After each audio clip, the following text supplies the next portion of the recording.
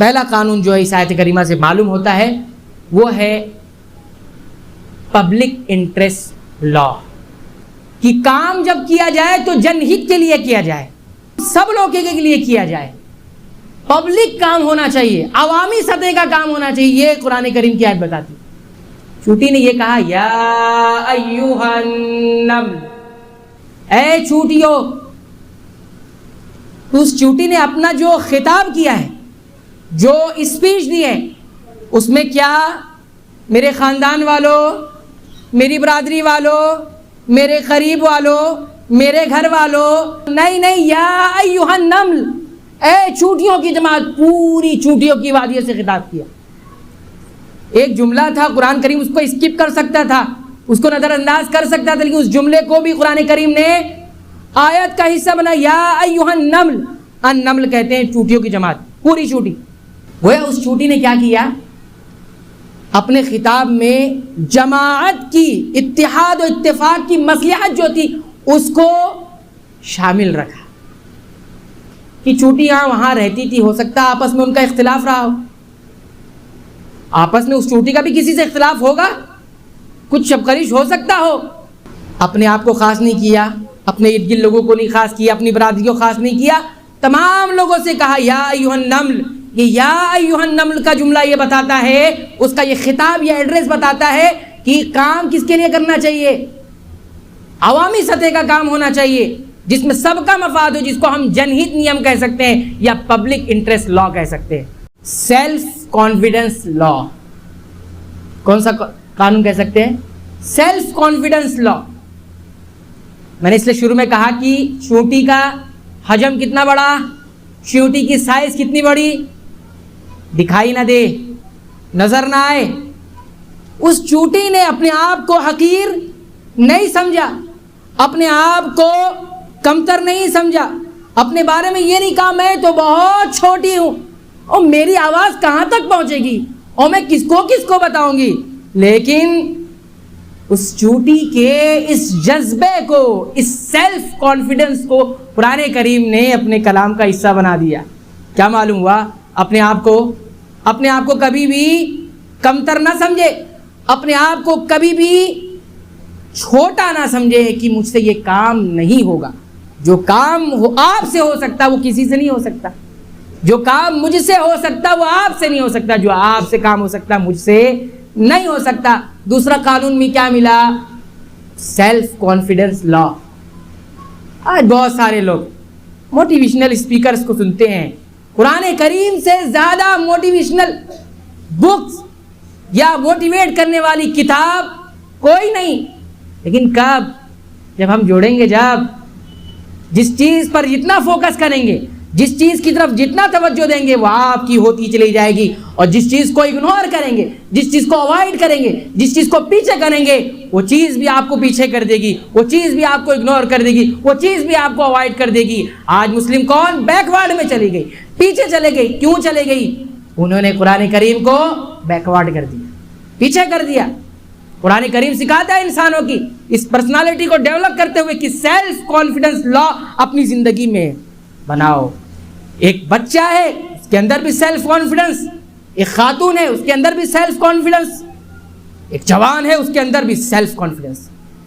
اس چونٹی نے اپنے آپ کو حقیر نہیں سمجھا، بلکہ اس نے اس مشن کو آگے کیا کہ مجھے بچانا ہے قوم کو، مجھے بتانا ہے قوم کو کہ تمہیں نقصان کیا ہو سکتا ہے. یہ جو کانفیڈنس اس کے اندر تھا، یہی قرآن کریم ہمیں سکھاتا ہے، سیلف کانفیڈنس لا. اس کو ہم کہتے ہیں آتم وشواس نیم، کہ اپنے پر بھروسہ. اور رب کوئی چیز بیکار بناتا ہے، اور ہم رب پر ایمان رکھنے والے ہیں، اور مجھے پیدا کیا، ما خلقنا السماوات والارض وما بینہما باطلا. اور قرآن کریم کہتا ہے کہ زمین و آسمان کو بیکار نہیں پیدا کیا. تو جس زمین و آسمان جو انسانوں کے لیے بنائے گئے، وہ انسان بیکار ہو سکتا ہے؟ کبھی بھی کسی مسلم نوجوان، کسی مسلم خاتون اور کسی مسلم بچے کے ذہن میں یہ بات آنی ہی نہیں چاہیے کہ مجھ سے کچھ نہیں ہوگا، اور تم سے جو ہوگا وہ کسی سے نہیں ہوگا. ایک مومن سے جو ہوگا وہ کسی سے نہیں ہوگا. تیسرا قانون ہے، اس کو اہل علم نے کہا ہے قانون المسئولیہ، اور جس کو ہم اپنی زبان میں کہہ سکتے ہیں دا لا آف ریسپانسبلٹی، ذمہ داری کا احساس. ہر فرد کو ذمہ داری کا احساس ہونا چاہیے. جہاں اس کے پاس کانفیڈنس تھا کہ کر سکتی ہوں، وہیں اس کے پاس یہ بات بھی تھی اس چوٹی کے پاس کہ میری ریسپانسبلٹی ہے، میری ذمہ داری ہے، مجھے بچانا ہے قوم. اور اتنا بڑا کارنامہ جو اتنی ترتیب سے، اتنی عمدگی سے، اتنی خوبصورتی سے اس نے انجام دیا ہے، یہ کب ہو سکتا تھا؟ یہ کب ہو سکتا تھا؟ اس کے اندر ہر درجہ اپنی ذمہ داری کا احساس تھا. آج مسلم قوم کے اندر جو بگاڑ ہے وہ اس وجہ سے ہے کہ مسلم قوم اپنی ذمہ داری کا احساس نہیں کر رہی. ہر شخص کو، ہر فرد کو اس ذمہ داری کا احساس ہو جائے جو رب نے اسے فطری طور پر دیا ہے، تو اس طرح کے کارنامے انجام، اس طرح کے تاریخی کارنامے انجام دیے جاتے ہیں. اس طرح سے تاریخ رقم ہوتی ہے. قوت فکر و عمل پہلے فنا ہوتی ہے، قوت فکر و عمل پہلے فنا ہوتی ہے، تب کسی قوم کی شوکت پہ زوال آتا ہے. پہلے قوم، دشمن قوت فکر و عمل کو مارتی ہے، سوچ کو مارتی ہے، انسان کی تھنکنگ کو مارتی ہے، اس کے بعد پھر اسے اپنا شکار بناتی ہے. یہ قانون ہے دا لا آف ریسپانسبلٹی. چوٹی نے اپنی ریسپانسبلٹی جو تھی، اس کی جو ذمہ داری تھی، احساس ذمہ داری، اس کو سمجھا تھا. اور قرآن کریم نے جو اس کو ذکر کیا، قالت نملۃ، ایک چوٹی نے کہا. اس سے یہ بھی معلوم ہوتا ہے کہ اس قوم میں اس کی بہت بڑی حیثیت تو نہیں تھی. ایک چوٹی نے کہا، ایسے کہہ سکتے کسی چوٹی نے کہا، کوئی ہوگا بڑا آدمی، اس کی چلتی ہوگی، پوزیشن والا ہوگا. لیکن وہاں پہ قالت نملۃ، ایک چوٹی نے کہا. ایک معمولی سی ننھی سی مخلوق قرآن کریم کے ذریعے سکھاتی ہے کہ دا لا آف ریسپانسبلٹی، اپنی ذمہ داری کا احساس کرو. یہ جو اتنا بڑا مشن میں نے شروع کی تھی، اس وجہ سے میرے اندر کہیں نہ کہیں بہت خوبصورت انداز میں اس ذمہ داری کو سمجھنے کا احساس تھا. قرآن کریم نے اس کا ذکر کیا. اور ہوتا ہے بسا اوقات کسی فرد کی ایک غلطی پوری سوسائٹی، پوری سماج کی تباہی کا سبب بن جاتی ہے. چوتھا قانون ہے جسے اہل علم نے کہا ہے قانون المبادرہ. مبادرت کیا ہوتا ہے؟ اس کو ہم سمجھ سکتے ہیں دا لا آف انیشیٹیوٹی، یعنی اس کو کہتے ہیں پہل کرنا، آگے بڑھنا. بہت سارے لوگ سوچتے ہیں میں یہ کام کروں گا، میں یہ کام کروں گا، میں یہ مشن میں چلوں گا، میں وہ مشن میں چلوں گا. ایک پروجیکٹ تیار ہوتا ہے، ایک فکر تیار ہوتی ہے، ایک تیاری ہوتی ہے. آگے کون بڑھتا ہے؟ پہل کون کرتا ہے؟ چھوٹی سکھاتی ہے آگے تم بڑھو، چھوٹی سکھاتی ہے آگے تو بڑھ. قانون المبادرہ، آگے بڑھنا، پہل کرنا ہے. آپ آگے بڑھ جائیے، پوری قوم آپ کے پیچھے، آپ آگے بڑھیے. خوش نصیب ہے وہ نوجوان، خوش نصیب ہے وہ لوگ جو اپنی ایک فکر بناتے ہیں اور اس میں آگے بڑھنے کے لیے پہل کرتے ہیں. بہت خوش نصیب ہے وہ. تو یہ قانون ہے قانون المبادرہ، پہل کرنا، کسی کا انتظار نہیں کرنا، کسی کا انتظار نہیں کرنا. وہ بھی آئیں گے تو شروع کریں گے، یہ بھی آئیں گے تو شروع کریں گے، ان کا بھی تھوڑا ساتھ مل جائے، ان کا بھی تھوڑا ساتھ مل جائے. نہیں نہیں، قانون المبادرہ، یا ایھا النمل، آپ بھی آؤ، آپ بھی آؤ، چلو مل کے کام کرتے ہیں. مل کے کام کرنا ہے. پہل کون کرے گا؟ پہل آپ کو کرنا ہے. یہ چوٹی ہمیں سکھاتی ہے کہ آگے بڑھیے، پہل کیجیے، کسی کا انتظار نہیں. حتیٰ کہ ایسے موقع پر انتظار نہیں کیا جاتا، سچویشن کو سمجھنا ہی اصل ہوتا ہے. سچویشن کیا ہے، کیا کرائسس ہے،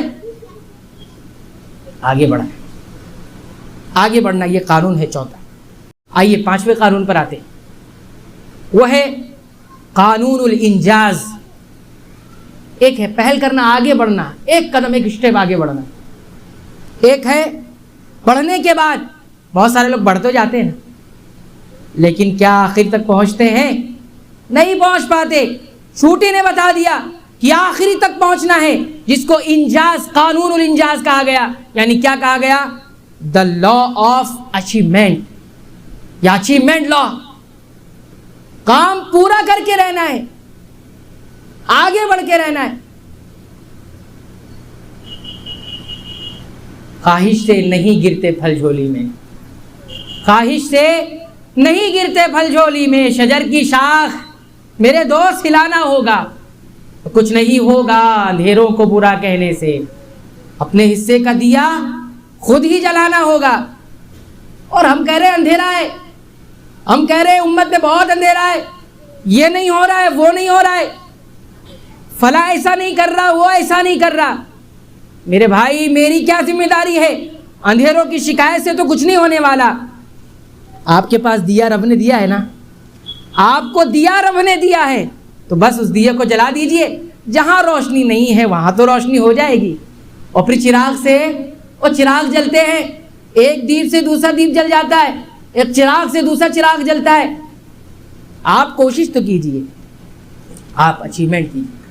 یہ دو قانون ہیں کامیابی کے لیے، دنیا کی کامیابی کے لیے بھی قانون ہے کہ مبادرت ہونا چاہیے، آگے بڑھنا چاہیے، پہل کرنا چاہیے، سوچنا نہیں چاہیے بہت زیادہ۔ اور دوسرا انجام تک لے جائیے، انجام تک لے جائیے۔ ریس میں ہر گھوڑا وقت پر نہیں پہنچتا، ہر گھوڑا فرسٹ نہیں آتا، وہ کچھ ہی گھوڑے ہوتے ہیں جو فرسٹ آتے ہیں۔ چوٹی نے سکھا دیا، پہنچنا ہے، اچیومنٹ، مبادرت اور انجاز، پہل کرنا اور اچیومنٹ حاصل کر لینا، یہ پوری خوبصورتی کے ساتھ اس ننھی سی مخلوق نے اپنا لیا۔ چھٹا قانون ہے جس کو اہل علم نے نام دیا ہے قانون تقدیم الحلول۔ اب آسان لفظوں میں اس طرح سے سمجھ سکتے ہیں، دا law of providing solutions, solution. آپ مسائل تو ذکر کر رہے ہیں، یہ پرابلم سولوشن کیا ہے؟ اسلام وہ شریعت ہے، اسلام وہ قانون کا مجموعہ ہے جو صرف مسائل اور پرابلمز نہیں بتاتا بلکہ حل بھی دیتا ہے۔ چوٹی نے سکھا دیا، چوٹی نے بتا دیا، پریشانی مسائل یہ ہے کہ تم برباد ہو جاؤ گے۔ سلیمان کا لشکر گزرے گا، سلیمان گزریں گے، تباہ ہو جائیں گے، یہ پرابلم ہے، یہ مصیبت ہے۔ حل کیا ہے؟ ادخلوا مساکنکم، ادخلوا مساکنکم، داخل ہو جاؤ اپنے گھروں میں۔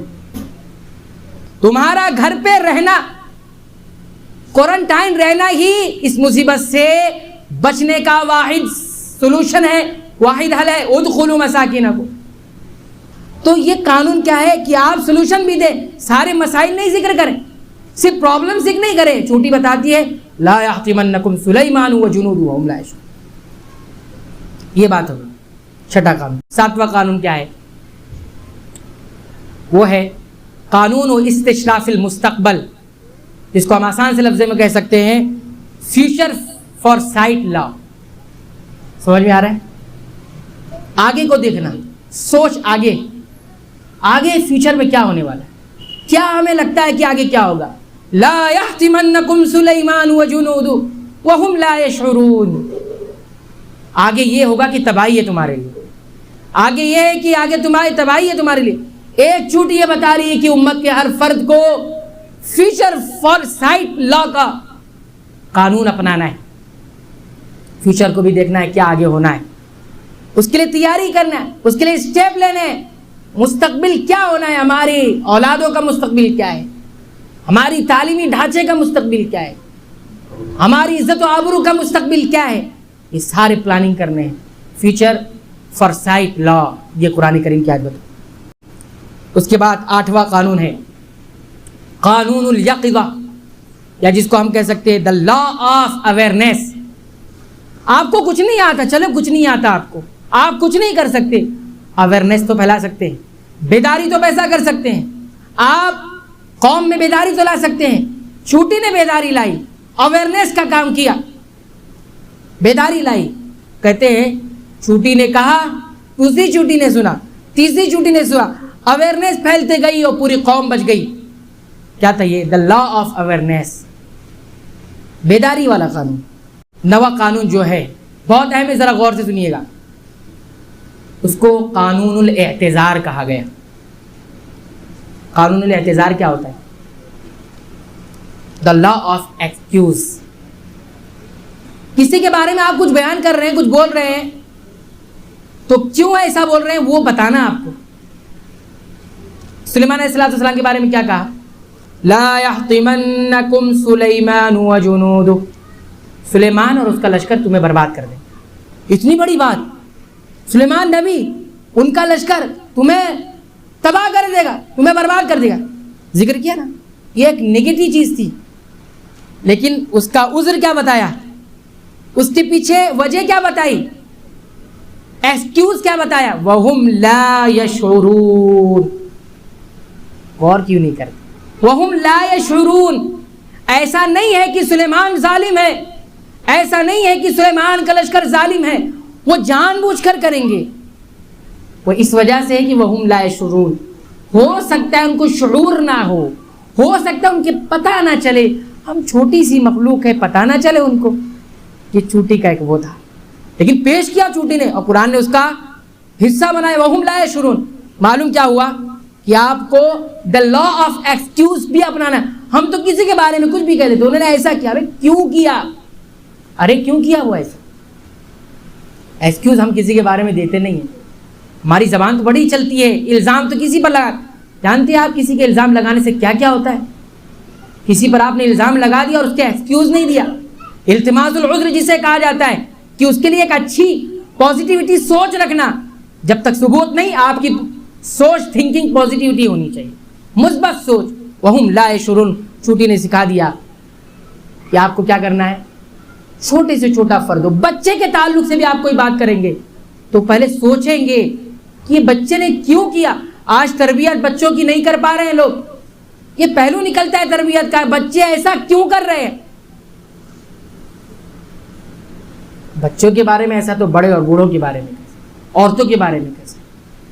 ننھی سی مخلوق ہمیں سکھاتی ہے دا لا آف ایکسکیوز کو اپنائے، اچھی بہانے اس کے پیچھے رکھیں، پھر جب ثبوت کسی چیز کا مل جائے، پروف مل جائے تو پھر مسئلہ ہی نہیں. فتبسم ضاحكا من قولها.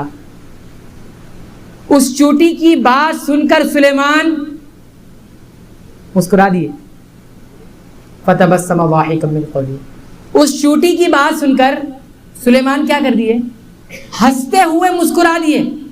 دا law of smile, the law of smile, مسکرانے کا قانون قرآن کریم دیتا ہے ہمیں. مسکرائیے مسکرائیے. اب کیوں غور کرنے کی چیز ہے، یہاں کون مسکرا رہا ہے، سلیمان مسکرا رہے ہیں. کون ہے سلیمان؟ بادشاہ وقت. کون ہے سلیمان؟ حاکم وقت. کون ہے سلیمان؟ آقائے وقت. کون ہے سلیمان؟ لشکر والے. کون ہے سلیمان؟ جناتوں پر حکومت کرنے والے. کون ہے سلیمان؟ پرندوں پر حکومت کرنے والے. کون ہے سلیمان؟ ہواؤں پر حکومت کرنے والے. کون ہے سلیمان؟ زمین پر چلنے والے کیڑوں کے بادشاہ، کیڑوں پر حکومت کرنے والے. اور کس کے لیے مسکرا رہے ہیں؟ فتبسم ضاحكا من قولها. اس ننھی سی مخلوق کو دیکھ کر مسکرا رہے. جب بڑا مسکراتا ہے چھوٹے کے لیے، جب حاکم مسکراتا ہے محکوم کے لیے، جب آقا مسکراتا ہے غلام کے لیے، جب مالک مسکراتا ہے نوکر کے لیے، جب باس مسکراتا ہے ورکر کے لیے، اس ہنسی کے اندر بہت راز چھپے. فتبسم ضاحكا من قولها. the law of اسماعیل. مسکرانے کا قانون اپنائیے میرے بھائیوں. آپ کتنے مریضوں کو ٹھیک کر دیں گے.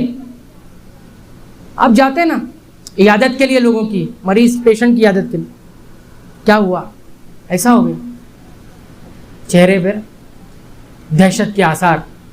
قرآن کریم کبھی یہ تعلیم نہیں دیتا، محمد الرسول اللہ صلی اللہ علیہ وسلم کا قانون یہ اجازت نہیں دیتا مریض کے پاس جا کر آپ دہشت کا ماحول بنائیں، مریض کے پاس پہنچ کر آپ ایک ماحول کریٹ کریں. نہیں. فتبسم ضاحكا من. آپ مسکرا دیے، کوئی مسئلہ نہیں، کوئی مسئلہ نہیں، صرف مسکرا دیجیے آپ. اور میڈیکل سائنس کہتی ہے کہ معالج، طبیب، ڈاکٹرز اگر مریض کے پاس جا کر صرف مسکرا دے، مریض کو دیکھ کر، اس کی پریشانی کو سن کر، مریض کا آکسیجن لیول اوپر آ جائے. اور آکسیجن کی کمی سے لوگ مر جا رہے ہیں. فتبسم ضاحكا من قولها. قربان جائیے رب کی عنایتوں پر، قربان جائیے. میری پوری زندگی، میری پوری سانسیں جو مجھے ملی ہے رب کے اس فرمان پر قربان. فتبسم ضاحكا من قولها. مسکرا دیا، سلیمان نے مسکرا دیا. یہاں مسکراہٹ کون سی تھی؟ قرآن کریم نے آگے بھی واضح ضاحكا من قولها. یہ ہنسنے والی مسکراہٹ تھی، یہ کوئی طنزیہ مسکراہٹ نہیں، یہ کوئی مذاقیہ، یا کسی پر طنز کرنے والی یا کسی کا مذاق بنانے مسکراتے. ہم تو آپ طنزیہ مسکراتے لوگوں پر, ہم تو آپ کسی پر جو ہے مذاقیہ مسکراتے. دا لا آف اسمائل, اس کو بھی اپنائیے.